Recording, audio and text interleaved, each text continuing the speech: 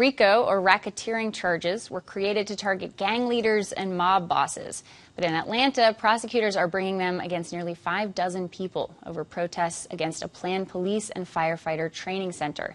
Some are also facing domestic terror charges for allegedly attacking officers, destroying property, and illegally camping in the woods near the site, which Atlanta's mayor argues would replace inadequate training facilities, sorely needed as the city struggles to hire and retain police officers. But protesters, who call it Cop City, say it would further militarize the department and seriously damage the environment around it. The conflict escalated back in January when police shot protester Manuel Esteban Paez Terán, known as Tortuguita, 57 times, killing them during a raid of Terán's camp. Police claim Terán fired first. Activists disagree. 4 of the protesters now facing racketeering charges live in Massachusetts. That includes Alex Papali, who is also facing terror charges. He joins me now with his attorney, Ben Evans. Thank you both so much for being here. So what is your involvement with this action in Atlanta? Because you've worked on climate activism for a long time in Boston. How did you get involved with this? Exactly. Thanks for having me, Tori. Well, there's a lot of connected organizing happening around the country. People hear about what's happening in other places. And I started to hear about this Cop City project in Atlanta about a year ago, last summer, from some friends in New York at conferences and so on, that there's something brewing there and I should go check it out. And then I started to hear about these arrests, large-scale arrests, and extremely serious charges, terrorism charges, for activity that I always thought was completely normal, protected protest activity. And then there was a shooting that you mentioned. So things had started escalating. I heard about a week of action, a music festival, a tour of the forest, an explanation of what's happening there. And decided to go down for the weekend to check it out. And there was another mass arrest, 23 people arrested. Actually, there was closer to 40 people detained, but they separated all the Georgia residents. They had us sitting in a parking lot. All the Georgia residents were allowed to leave, and everybody else was charged with domestic terrorism.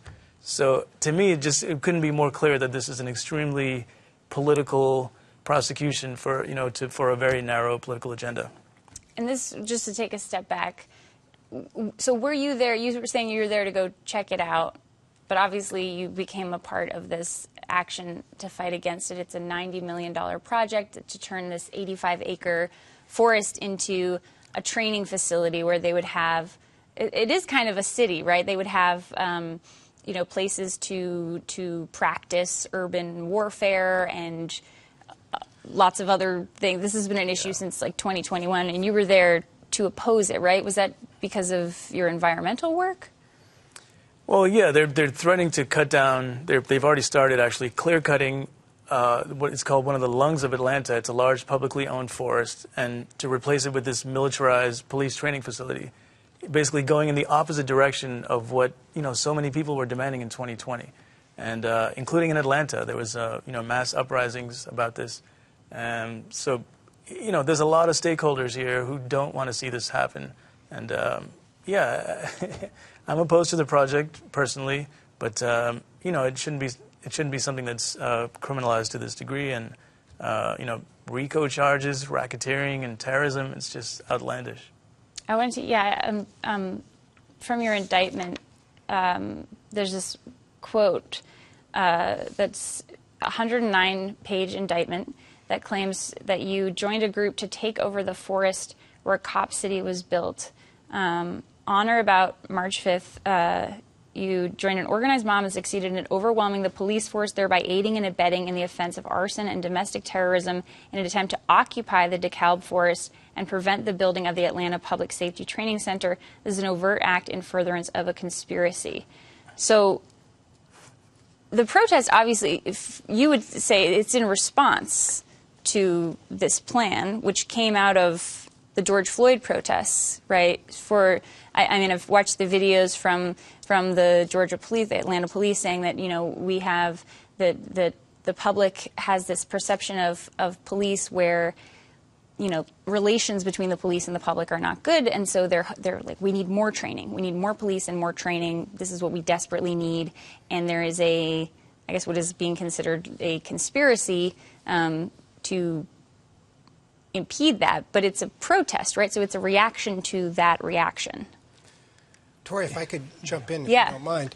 I would say that the entire Cop City project is, in fact, a reaction or response to the massive uprising throughout the United States and indeed throughout the world. That movement in 2020, the New York Times described it as like the largest kind of civil rights movement that the U.S. had seen at that point.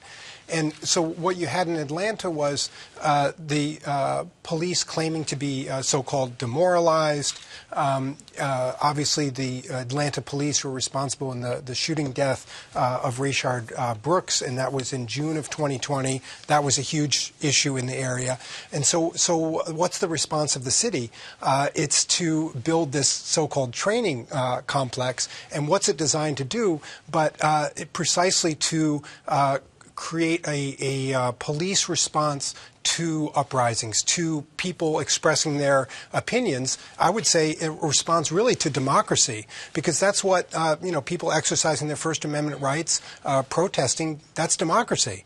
And so they don't want that, so they're creating this kind of urban warfare training facility precisely as a response to it. And it's also important to keep in mind, when they say they need more training, the police officer who actually shot and killed Rayshard Brooks in June of 2020, he'd had over 2,000 hours of training, including de-escalation tactics, cultural awareness, use of force training. So that particular police officer had plenty of training, and yet he still killed somebody in response to finding someone asleep at a Wendy's. So I think it's important to put it in that context. And this is not the first time where the United States has responded to an outpouring of democratic expression, criticism of the police, which I think is an important part of our democratic process. It's not the first time that in the United States we've had this type of response, a counterinsurgency response attacking democracy. In the 1960s, obviously there was a very large uprising, the civil rights movement, etc.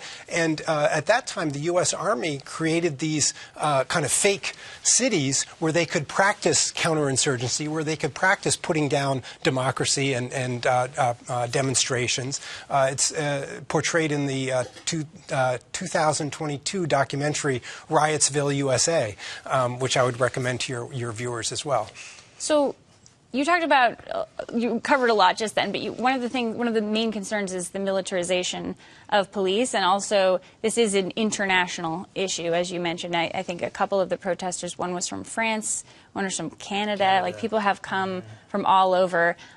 A lot of police departments, the majority of police departments across the United States work very closely with the IDF, with the Israeli Defense Forces, and that's become an issue since the attacks in Israel and the conflict from last month. That's kind of highlighted through this, formation of Cop City and the Stop Cop City movement. I wanted to play this bite from former Atlanta Police Chief George Turner. He's talking in 2015 about Georgia's exchange program with Israel and how it kind of fed into this program and their work. I visited Israel in 2008 with the Georgia International Law Enforcement Exchange and was impressed with several practices I saw during my visit, so much so that I implemented several here in Atlanta. Our Video Integration Center in downtown Atlanta, with more than 5,000 public and private sector cameras, is modeled after the Command and Control Center I saw in the old city of Jerusalem. Our video center has served us very well in having eyes in many parts of our city. So is this a concern that this is all part of creating a force that would be similar to something, or that it would further militarize the police in Atlanta, which is already, they're trying to create, there's a lot of surveillance that currently exists, and this potentially would create more? It's an extremely dangerous precedent. What we just heard is, an endorsement of grotesque policing techniques that we don't need in this country. This is not how we resolve the conflicts that we have in our society. Over-policing, over-prosecuting, abuse of the legal system for a very narrow political agenda that's what we're seeing in Israel. That's what occupation does, and that's not what the people of this country have been asking for, in the streets by the millions, and around the world. So, any move in that direction, and the success of this prosecution is an extremely dangerous precedent. There's a lot of stakeholders here, a lot of people, legal scholars, climate activists, people opposed to police brutality, looking for some accountability, anti-racist organizers. There's a lot of people who understand that this could be a template for any authoritarian desire to shut down dissent in the future, and we can't allow this to happen. And I also just want to point out that this is something that, communities of color, poor people experience every day by the millions. We have a mass incarceration society, so it's not just about this one prosecution. Rather, it's about an examination of the overall system we have of over-policing people in this country. And I wanted to ask you, so you're facing domestic terrorism charges. What's going on with that? Is that a felony charge? Is there some kind of... I'm confused about how that would work and what that would mean if that's the case. Can you explain that?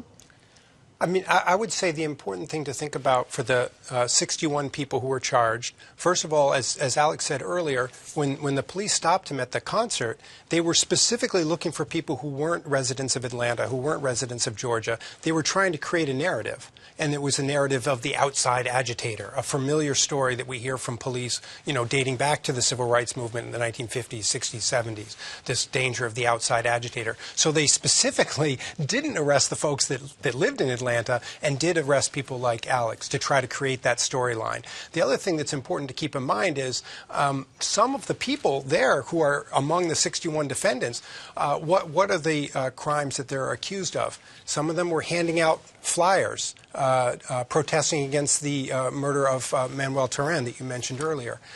Some people were posting bail for people. They attacked the Atlanta Solidarity Bail Fund. I mean, many people in Massachusetts are familiar. We have bail funds here in Massachusetts.